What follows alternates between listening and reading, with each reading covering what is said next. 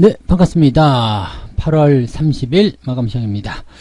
자, 월요일장인데 나쁘지 않았습니다. 거래량이 좀 부족하다, 등등 여러가지 이유가 있었겠습니다만, 그래도 오르는 분위기에서 거래량이 적었기 때문에 오히려 더 시장이 괜찮지 않았나 생각됩니다. 하지만 시장의 상승 속도는 느긋하게 올라가는 분위기예요. 당연히 상승은 빠를 필요가 없다는 것도 알고 계시죠? 원래 급락 이후에 반등이 빠르게 나오게 되면 또다시 조정이 나올 수도 있는데, 지금처럼 느긋하게 상승하게 된다면 다시 한번 추세를 잡아갈 가능성이 굉장히 높습니다. 그래서 빠를 필요가 없다는 거, 오히려 이렇게 천천히 가는 것이 더 좋다라는 것을 꼭 기억하셔야 되겠습니다. 자, 그리고 수급 동향에서 약간 특이한 부분이 있었는데요. 외국인들의 수급이 코스닥 쪽으로 조금 이동하는 듯한 느낌이죠. 오늘 코스닥은 순매수를 기록합니다. 그래서 전체적으로 분위기가 나쁘지 않았는데, 그 중에서도 특히 중소형주들의 빠른 반등이 지속되고 있다. 자, 중소형주들은 내려온 만큼 더 빠르게 상승하면서 코스닥 지수를 끌어올리고 있었는데, 자, 이런 분위기, 일단은 대형주 갖고 계신 분들에게는 뭔가 고민이 될 만한 그런 내용일 것 같아요. 근데 이런 것들을 누군가가 의도하고 있는 것은 아닌지, 이런 부분도 한번 고민을 해봐야 될 것 같죠? 네, 차트 보도록 합니다.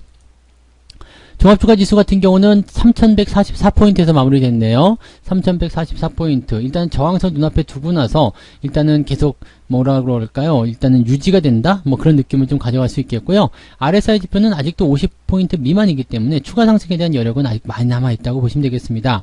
지난번에 과매도 나온 이후에 저점을 잡아서 잘 움직여주고 있는 모습인데, 자, 천천히 올라가니까 또 나쁘지 않아요. 근데 좀 답답하다 이런 느낌들을 가지실 수 있을 것 같아요. 왜냐하면 코스닥 지수가 상대적으로 잘 올라가고 있거든요. 지금 저항 상태 넘어서 빵 치고 넘어간 모습인데, 내일은 조금 주저앉아도 되지 않을까 싶긴 합니다. 살짝 조정이 나와주면 더 좋을 것 같은데요. 지금 61선이니까요. 1120포인트까지 지지선이 일단 나와있다 보시면 되겠고요. 지지선이 그 위쪽 라인 때 지금 갭 상승이기 때문에 지지선을 그 아래쪽으로 볼 필요는 없을 것 같고요. 위쪽 라인 때를 본다면 한 1026, 1027포인트. 그러니까 지금 한 마이너스 한 3, 4% 정도 움직여도 괜찮을 것 같다는 느낌입니다. 그래서 시장이 좀 옆으로 서져가도 괜찮고요. 그냥 바로 올라가도 상관없습니다. 그래서 일단은 올라가면 좋은 거죠. 올라가서 이제 분위기를 더 잡아주고 나면 이제 개인 투자자들의 어떤 수급 동향이 더 많이 중소형주로 쏠리게 될 수도 있다라고 보시면 되겠습니다. 그래서 빵 치고 올라가서 신고가도 한번 만들어주고 그러면 중소형주의 세상이 온 것처럼 보일 거예요. 그럴 때는 이제 상황을 보면서 매도를 조금씩 해나가시면 아마 될 겁니다. 그래서 그런 쪽으로 접근들을 하시면 될 것 같고요. 일단 시장이 올라가는 동안에는 종목들 따로 건드릴 필요 없다고 그랬죠. 매수하고 싶은데 어떡합니까? 예수금이 많아서 매수를 하고 싶으신 분들 심정은 이해가 가는데, 지금 종목들 포지션은 그렇게까지 대단히 좋은 포지션은 아닙니다. 매수를 꼭 해야 되겠다 그런 느낌들이 들고 있지 않죠. 그래서 일단은 지금은 반등을 통해서 정상적으로 회복되는 거, 그것이 가장 중요하겠고요. 하루 이틀만 더 올라간다거나 유지를 좀 시켜준다라면 일단은 전체적으로 종목군들의 움직임들도 바닥에서 자리를 잡아가는 그런 모습이 좀 나타나게 될 겁니다. 그때쯤 되면 매수하기 싫어도 매수하게 될 테고요. 또 종목에 대한 어떤 교체라든지 그런 것들도 원활히 일어날 수 있을 겁니다. 그래서 조금만 더 기다려보자, 천천히 가보자, 이런 느낌들 좀 가지셨으면 좋을 것 같아요. 자, 수급 한번 보도록 하죠. 외국인들 매도가 마지막에 좀 줄긴 했습니다. 그래서 2300억대로 줄어드는 모습, 그리고 기관들이 외국인의 매도를 앞지르는 모습이었죠. 연기금은 매도를 했지만 기타 법인이나 사모펀드, 투신, 그 다음에 금융투자가 매수를 많이 해주게 되면서 일단 기관들의 총 매수 물량이 외국인들을 앞질렀다. 이게 좋은 현상을 했죠. 그래서 외국인이 팔아먹는 부분이 있다고 하더라도 일단은 기관들이 그 부분을 만회해 준다라면 시장은 밀릴 리가 없다, 이렇게 보시면 되겠고요. 지금 개인과 외국인들 같은 경우는 코스닥 쪽에 순 매수가 들어와 있습니다. 그러다 보니까 기관 쪽에서 매도가 소폭 발생하긴 했습니다만, 이런 부분도 당연히 엎어치우는 모습이죠. 그래서 코스닥 같은 경우는 외국인들 수급이요, 순 매도에서 쫙 치고 올라갔습니다. 이게 실질적으로 1000억 원이 넘는 그런 매도였는데 순식간에 플러스로 전환됐기 때문에 오늘 실질적으로 밑바닥에서 들어온 매수만 치더라도 1500억 가량이 순 매수로 코스닥에 들어왔다라고 보시면 되겠죠. 상당히 의미가 있는 부분이라고 생각하시면 되겠고요. 업종별 현황 보시면은요, 조금 답답할 수도 있을 것 같아요. 대형주 쪽 매도가 좀 많이 나왔고요. 그다음에 전기전자 쪽에서 무려 1000억 원 정도 순 매도가 나왔습니다. 나왔습니다. 규모는 많이 줄어들었다고 볼 수 있겠습니다만 역시 시장의 발목을 잡아내는 그런 형태의 모습으로 계속 보여지고 있다고 보시면 될 것 같아요. 골고른 매도가 일단은 거래소 쪽에서 만들어졌다라고 보시면 되겠고요. 뭐 철강금속, 운수창고 쪽은 이제 자동차 부품주 쪽에 움직임 좀 있었겠죠. 그래서 현대 위아라든지 뭐 화신 이런 종목들 움직임들 나쁘지 않았습니다. 근데 저항대 밑에서 움직이고 있기 때문에 뭐 지금 너무 좋아요, 매수를 꼭 해야 되겠어, 이런 식의 느낌은 아니라고 생각하시면 되겠습니다. 지금 종목들이 조금 애매하다고 하는 이야기가 이런 거거든요. 내려간 건 좋아요. 바닥을 잡는 것도 좋은데 반등이 나갈 때 이 저항이 가까이에 있으면 매수하기가 상당히 껄끄럽습니다. 그래서 주가가 반등을 하면서 이제 종목들의 어떤 상황들을 가격들 더 끌어올리는 거 이렇게 나오는 건 나쁘지 않습니다. 근데 저항이라는 부분들은 일단 부담을 주게 되죠. 그래서 지금 같은 경우는 더 올라가서 아예 위쪽으로 넘어서게 되면 그럴 때 매수를 좀 생각해 보시는 거 괜찮을 것 같다라고 판단할 수 있는 부분입니다. 다만 이제 너무 빠르게 올라가 버린다 그러면 매수하기 좀 어렵겠죠. 뭐 오늘 유라테크 같은 경우처럼 이렇게 저항대 밑에 있다가 갑자기 튀어가지고 10% 가까이 상승해 버린다 그러면은 매수 따라가기가 어렵습니다. 그래서 이런 부분들을 제외하고는요, 대체적으로 매수 포인트는 저항을 넘어갔을 때 이렇게 나타난다고 보시면 되겠죠. 그래서 오늘 유라테크도 오늘 수익률 잘 올려주는 모습이기도 하고요. 또 그다음에 뭐 게임주 쪽에서 지금 위메이드가 상한가 기록을 했습니다. 아, 멋진 모습이에요, 여러분들. 자, 100%가 이제 눈앞에 들어와 있는 상태죠. 월급 종목이었어요. 근데 100%라니요. 네. 이런 것도 하나 갖고 계시면 또 든든하지 않을까 생각합니다. 이제 내일이면 100%대 돌파할 것 같아요. 그래서 100% 돌파가 되면 이제 원금을 조금 빼내시거나 이렇게 해서 공짜 종목으로 치우셔도 좋을 것 같습니다. 상한가 모두 축하드리고요. 이거는 월급 종목 진행됐던 종목이기 때문에 많은 분들이 많이들 갖고 계실 것 같고, 또 수익이 100% 가까이 나왔으니까 또 요런 장에서 이런 거 하나 나와주면은 기분이 좋죠? 네. 자, 시중 상위권 종목군들 한번 알아보도록 하죠.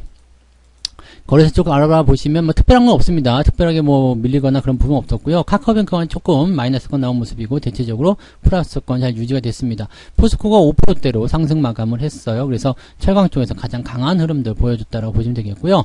뭐 그 외에도 뭐 특이사항은 없었고요. 금융주들이 좀 밀렸죠. 금융주는 이제 금리 인상이 조금 뒤로 밀린다, 뭐 대금 당장 안 된다, 뭐 그런 얘기 나오면서 조금 금융주가 전체적으로 밀려 내려가는 그 모습이었다. 보험주들도 살짝 들어오는 모습이 좀 있었고요. 그래서 은행주들의 움직임들, 금융주들의 움직임들이 조금 부담스러웠다. 자, 최근에 올라갈 때 이제 뭐 금리 인상에 대한 기대감 뭐 해가지고 막 주가를 올리는 모습이었는데 바로 빼는 거 보면은 역시 얘네들이 너무 얌실없다 이렇게 생각을 해볼 수도 있을 것 같긴 합니다. 자, 어쨌든 금융주들은요, 이렇게 낙폭이 좀 있더라도 결과적으로 상승하게끔 되어 있기 때문에 뭐 이런 것들은 처음에 접근하실 때도 길게 멀리 내다보고 대응하시는 거 당연히 알고 계시리라 생각합니다.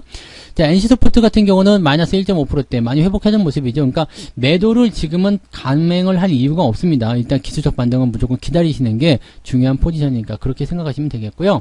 많이 내려갔기 때문에 반등이 어느 정도는 나와줄 수 있다라고 생각하시면 되겠습니다만, 일단 추세는 하향세이기 때문에 반등 나오더라도 거기에 희망을 걸고 막 물타기를 한다거나 신규 매수로 왕창 들어간다거나 그런 것들은 결코 좋지 않은 매매가 될 것이다 라고 말씀드릴 수 있겠습니다. 자, 코스닥 보시면은요, 펄어비스가 14%대 하지만 위메이드에 미치진 못하죠. 그래도 신고가, 멋집니다. 근데 신고가 나오면서 지금 과매수 국면 들어갔단 말이에요. 게임 쪽에서 뭔가 이제 기대치가 좀 생길 것 같은 느낌이긴 한데 약간은 좀 부담이 될 수도 있다라고 생각하시는 것도 맞을 것 같아요. 그래서 이런 내용들 같이 좀 참고해 보시면 좋을 것 같고요.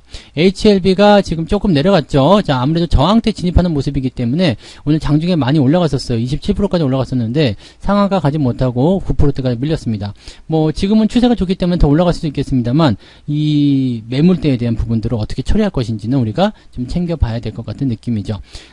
셀트리온 제약이나 뭐 SK 머티리얼즈 뭐 등등등 해가지고 특별히 뭐 이제 좋은 흐름을 보였었던 종목들은 별로 없었습니다만 그래도 코스닥 시장 자체는 전체적으로 골고루 잘 올라갔다라고 봐주시면 좋을 것 같습니다. 뭐 특별히 나쁘지 않았던 것 같아요. 네.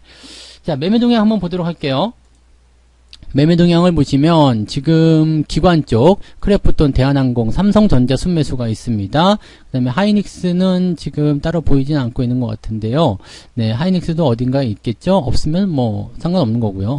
네, 지금 어쨌든 보합 수준이기 때문에 매도든 매수든 간에 그런 것들이 크게 보이지 않을 겁니다.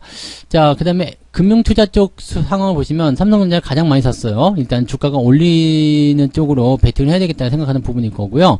그 다음에 포스코 오늘 매수가 좀 있었고요. 코스닥 쪽 레버리지 매수가 들어왔습니다.